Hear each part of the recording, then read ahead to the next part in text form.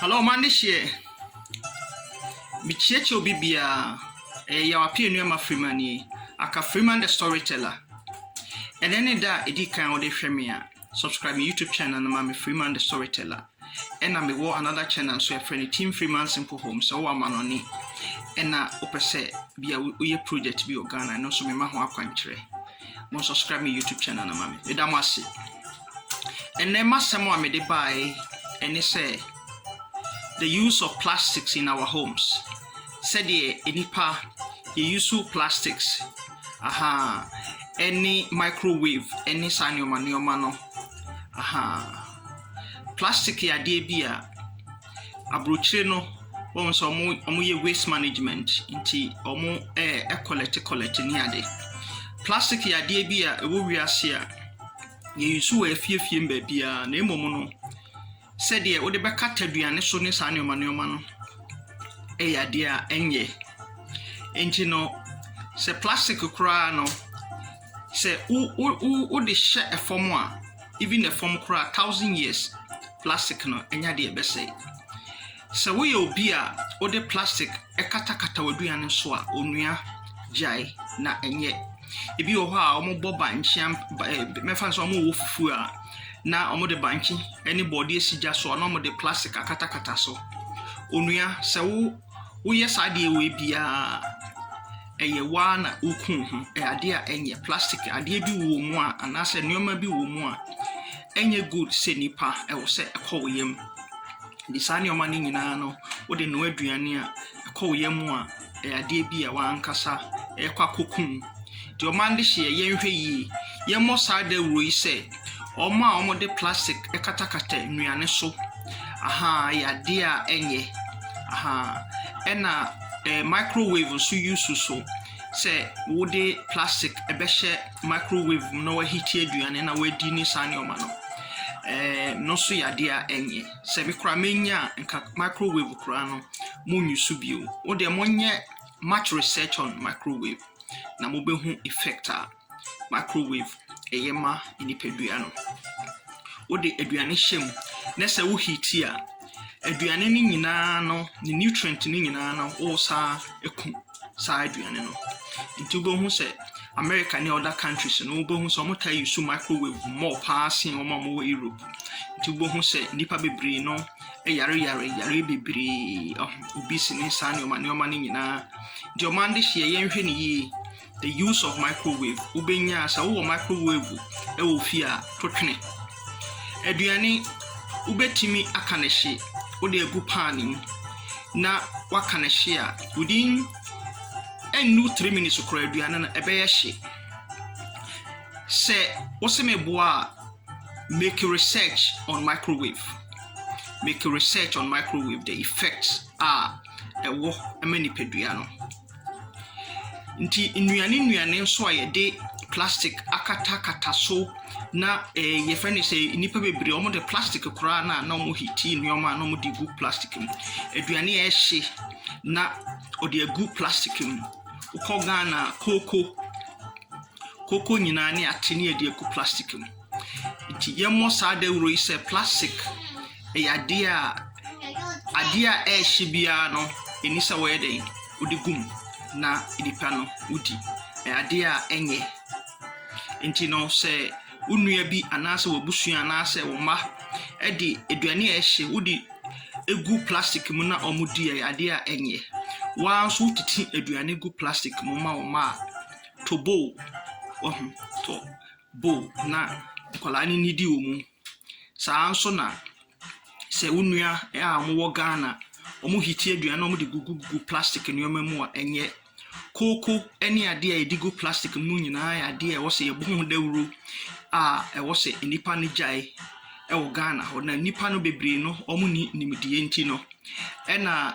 omo ka more etel banku ni ade na omo de rubber plastic arapo ho ni nyina ya ade a omande hye enye enti no saade we o se yebohu dawuro ne hwe ni pa plastic a yede sa kokoro ni ade na ne more ni ye friend is saying eto anase banku a yede sa plastic no cover ho no nyina ya de wo se ebo dawuro aha any dokuna ye wa bruchire ni ade omode plastic nyina cover ho no nyina ya de ma yare wo yinipadua ni mu ha nti ade ehye bia no wo de plastic ka ni nyina yare nti ye mo ho dawuro ni nipa dodo na omo hu sade no yeah ade hi ena wo ko Ghana nso a wo Ghana edipa bebre no enum nsuo na omonnom sa pure water na pure water ehun entroye bebre na ewo ho no na omo fi na entroye ni nyina ekọ omo yem pure water no omo fi ni te se de omo num nufuo no omo mi so manya de papa enti no pure water no omo num a omo fi no number de a tro advert egu sa pure water no ho bebre unu ebi ogana kache ne sesade no onyai nsuo no monte ano a monfangu ade mu na monnom na emum no mamomfa ma no entua sa plastic no eno so ya ade bi ya mehu se Ghana fo no omonhye sade na nso pure water no omode omano twinde se de omonnom nufuo na enkire ne ade ni nyina ko omoyem nti omande hye no so ya ade a wo se ye hwe ne yi pa ya aha any sa cocoa na edigu plastic mononi sa even fani said okono kora ebi mo de plastic fefa nioma bebre wo hwai omo ya enye enso no omo fa omo ni nhwe se nioma nipa bebre a ewu ni ade no omo fa omo ni nhwe ade krontia sabi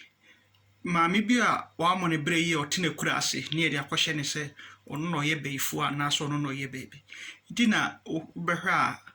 nkwala bebre ni efeni say abeburu bebre no ewu no because of sa ignorant sa nyoma bebre a bu o mani guso ne ade so nti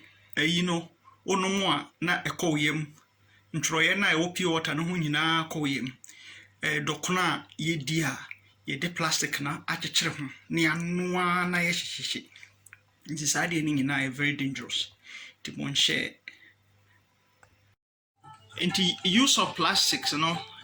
ade bia e wose ye hwe ho ye wose ye bo ho dawuro because nioma bebre koso a ye nim nti e wose ye educate the general public say plastic a ye de eye banku ho ne sa nioma no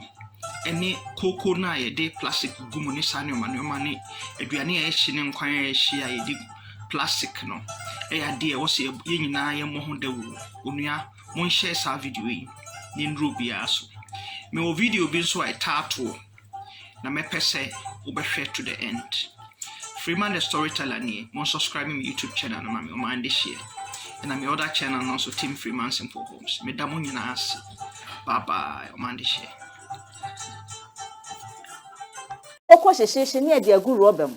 ni ya chechire se enkwan froye bibia ehibia na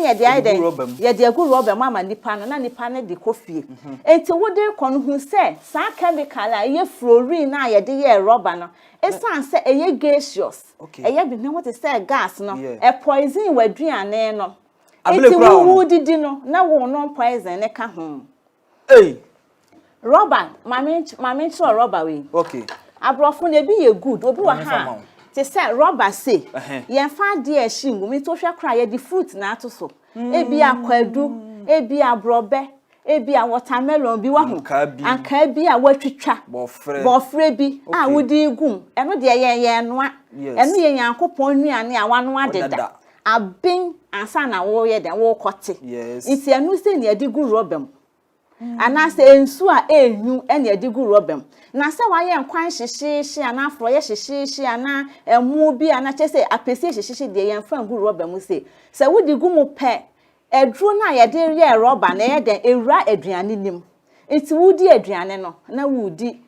poison aduane no na de ha adwen kra ne se amai bebre ebo benku a omo de hye rubber yim benku na hye no wo de ahye rubber nim e na wachekere e na poison benku no na wasade ato ho amade ache so na obeka ne hye wasa ewo rubber ne ho no won rubber na fa banku no wasa de asigya so asa anwa ne rubber ne nyina afra apoison banku no ansa no wadi iti ya ahomete na de ha adwe ne se ye wo rubber place ahodo aba ebi ni efe pa hu a kama nanso ade a ehye ne yemfa hu waho iti obi wo ho a waye adwuma bebre enyeska enso odidi rubber mu yes oni se efe ebi wa ha obehu flowers ededa ho eni ni ti fefefe eno na ode 7 ni kun eti wo kun ayi sika to ho na wo anu aduane ama no a odidi woro o poison kakra na ye wi a ye be hwe insunsanso ewo sa ade a make yes kameba ho to de wa ho enti wo kwa ko ade ba akon so ne se obi wa ha odware enso hye pa na enso hye na odware no rubber bucket enye because enso hye no di go rubber bucket ni mu a etwe poison ni nyina ransuo nim ansa na wudi adware na de enti a etumi ra ni padua ni mu ne se ni padua na kwa ne ye wo ye se